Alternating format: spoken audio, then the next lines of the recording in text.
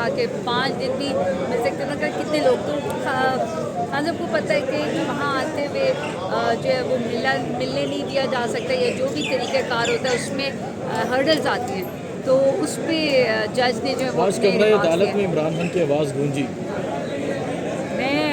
जब मुझे वही वाला वक्त याद आ गया जब पनामा में हम आया करते थे और खान साहब की आवाज़ गूंजा करती थी। बस आज उस सीट पे आज़म स्वाति साहब बैठे हुए थे, खान साहब जो थे वो टीवी पे थे। ये याद रखें आप सबको, खान कहते थे ना अगला वक्त जो है सोशल मीडिया का है, तो वो सबसे पहले उसका जो यूजेज है वो हमारे चीफ जस्टिस साहब ने भी किया है।